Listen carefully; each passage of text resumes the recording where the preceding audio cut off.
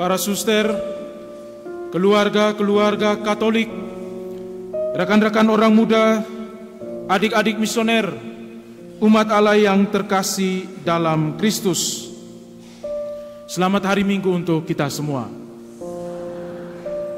Rasanya senang sekali gereja MBC hari ini lumayan penuh.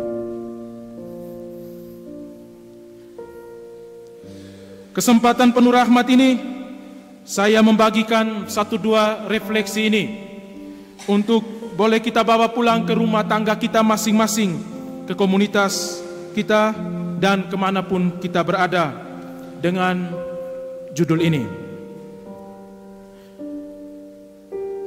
Keluarga Katolik, marilah kita kembali ke panggilan hidup kita yang telah diberikan oleh Allah.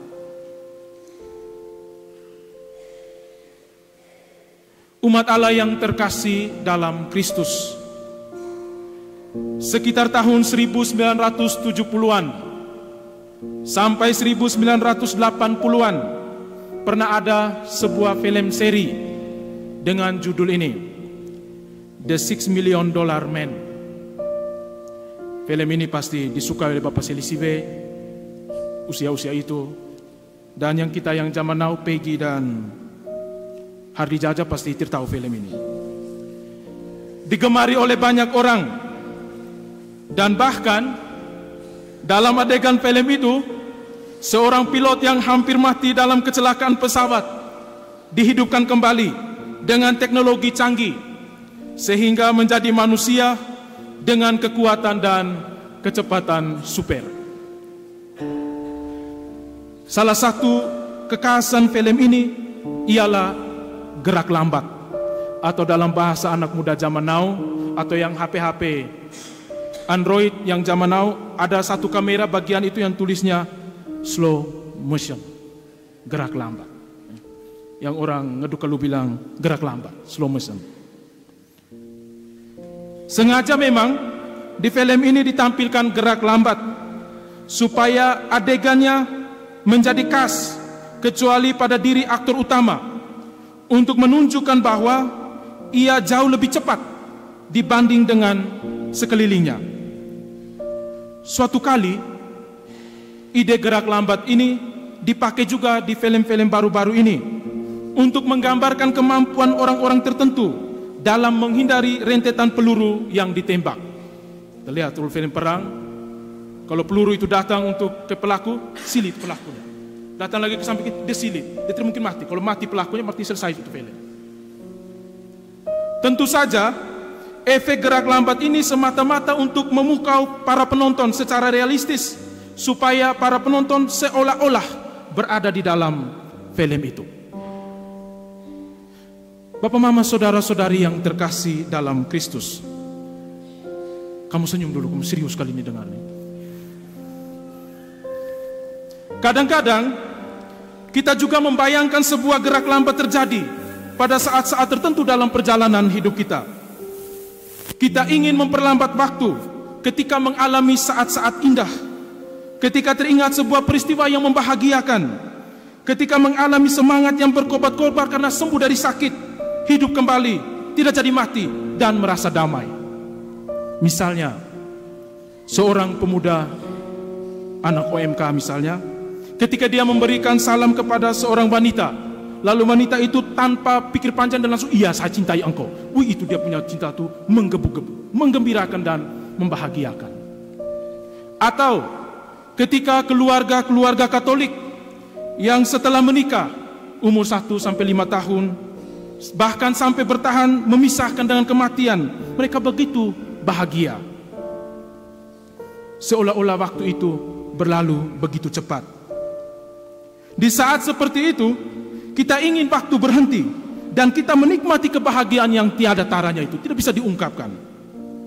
Seluruh detail peristiwa tiba-tiba tampil dengan gamblang. Kita dapat mengingat semuanya. Jam, detik, menit, waktu, kapan dia tembak saya, kapan dia ungkapkan, dan lain sebagainya. Kita ingat semuanya. Bahkan ditulis dalam memori harian. Sebaliknya, kalau peristiwa itu menyayat hati dan bahkan membuat lelah dalam perjalanan hidup rumah tangga, kita mau mengungkapkan kepada Tuhan, Tuhan tidak adil. Tuhan, Kau terlalu sekali. Tuhan, Engkau kemana selama ini? Tuhan, saya mengalami persoalan begitu cepat. Tuhan, biarkanlah waktu ini berlalu begitu cepat. Kita berdoa demikian. Tetapi kalau yang membahagiakan, yang mendatangkan sukacita, Reboni Amateva. Kenyataannya, segala peristiwa berlalu begitu cepat, baik yang membahagiakan ataupun yang menyedihkan. Kita sudah biasa ngebut dalam perjalanan hidup, dan sepertinya harus cepat-cepat dalam segala hal, baik yang suka maupun yang duka. Kita kehilangan saat-saat bersama dengan Tuhan. Bapak, mama, saudara-saudari umat Allah yang terkasih dalam Kristus, kalau penginjil Markus adalah sutradara, ia pasti membuat film-film action yang penuh ketegangan. Tiap adegan muncul dengan segera. Tetapi penginjil Lukas yang kita dengar hari ini, yang Injilnya kita dengar pada saat ini, lebih cocok sebagai sutradara film Korea. Adegan-adegannya melambat pada saat-saat tertentu, pada bagian yang dianggapnya sangat penting. Kembalinya Yesus ke Galilea difokuskan lagi ke Nazaret, dan lebih fokus lagi ke rumah ibadat menurut kebiasaannya pada hari Sabat. Setiap detail peristiwa itu muncul dengan sangat lambat, namun mengesankan. Mari kita lihat dan kita dengar bagaimana Lukas melukiskan peristiwa Yesus dengan sangat lambat. Ia masuk ke rumah ibadat, berdiri hendak membaca Alkitab. Kepadanya diberikan kitab Nabi Yesaya dan dibukanya. Lalu setelah membacanya, ia menutup kitab itu, memberikannya kembali, lalu duduk. Dan mata semua orang dalam rumah ibadat itu tertuju kepadanya. Lambat, mengesankan. Yesus sudah biasa pergi ke rumah ibadat, namun saat ini menjadi berbeda, begitu lambat di mata penginjil Lukas. Mengapa demikian? Karena kata-kata Nabi Yesaya yang dibacakan oleh Yesus. Karena apa yang dikatakan oleh Yesus adalah seluruh tujuan kedatangannya di dunia ini, yakni digerakkan Roh Tuhan, menyampaikan kabar baik, pembebasan dan rahmat Tuhan. Keluarga Katolik, umat Allah yang terkasih dalam Kristus, mungkin di jalan-jalan raya pihak kepolisian harus lebih banyak memasang papan peringatan yang bertulisan slow down, kurangi kecepatan, supaya jangan ada yang kecelakaan. Dia senyum. Mungkin di jalan hidup kita pun mesti dipasang rambu-rambu yang sama. Di rumah kita itu tulis slow down. Pintu rumah, pintu jendela, pintu semuanya. Mungkin di jalan hidup kita pun mesti dipasang rambu-rambu yang demikian, supaya di tikungan hidup kita, di perjalanan hidup kita, dan di titik-titik tertentu, kita perlu untuk memperlambat ritme hidup kita supaya sadar Tuhan hadir.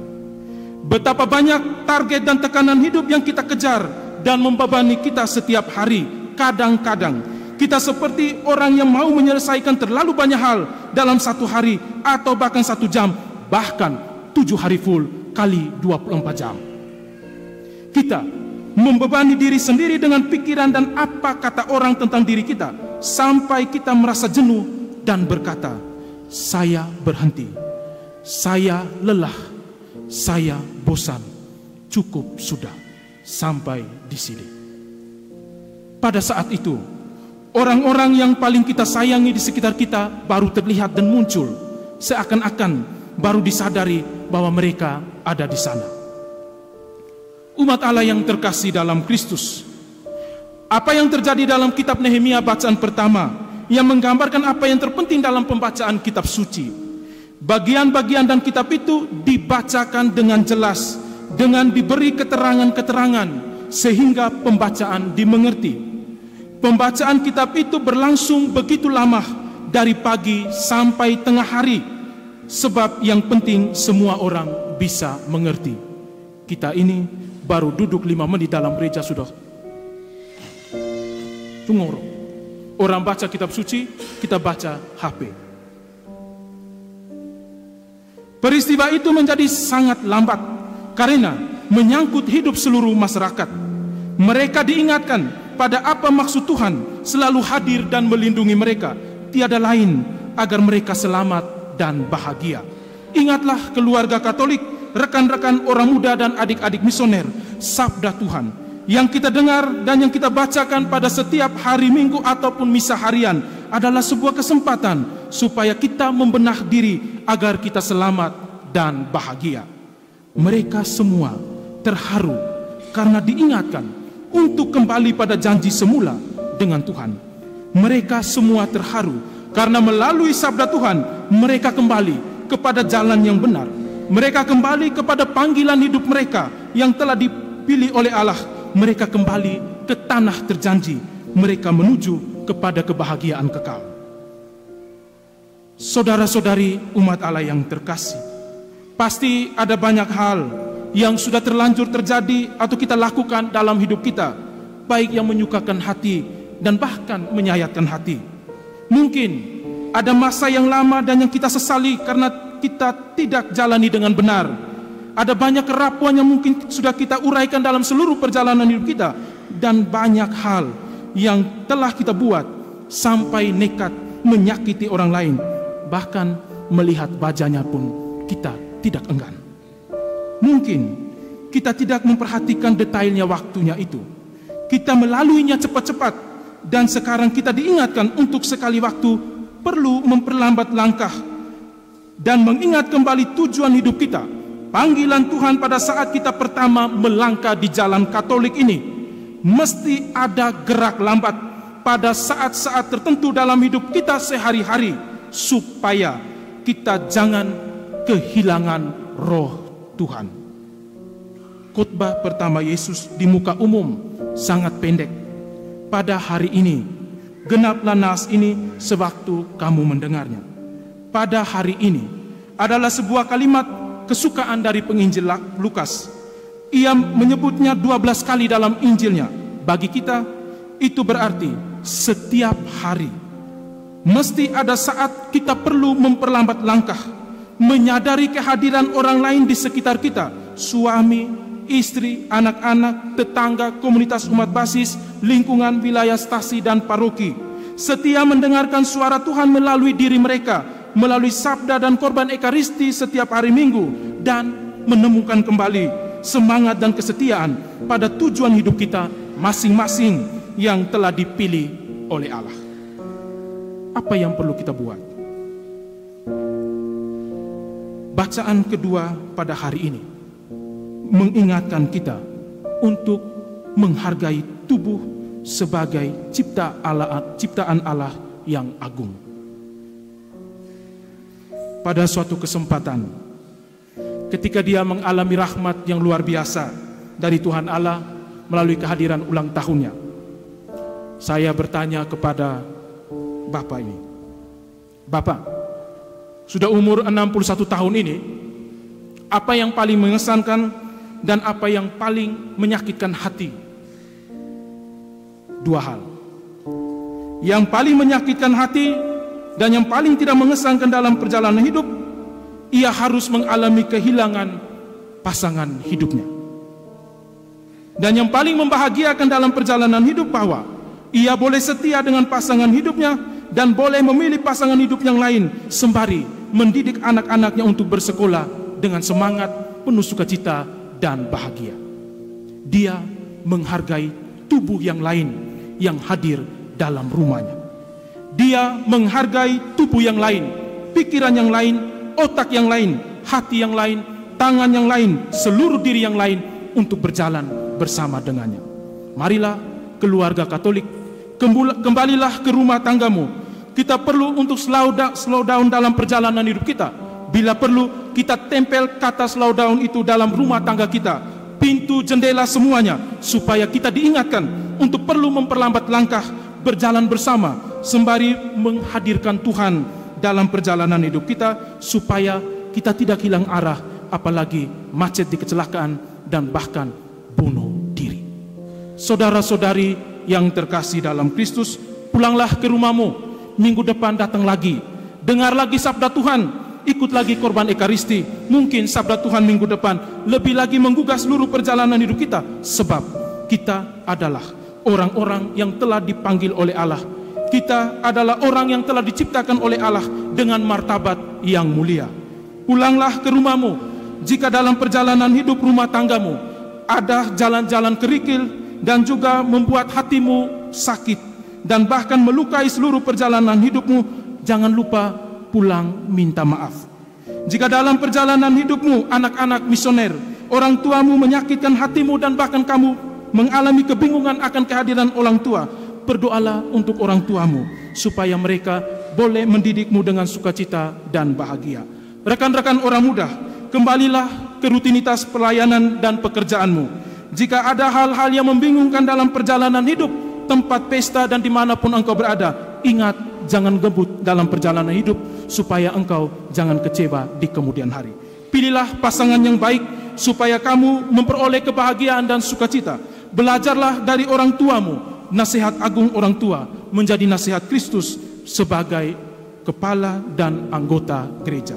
Pulanglah ke rumahmu, keluarga Katolik. Tetaplah bersukacita dan bersemangat.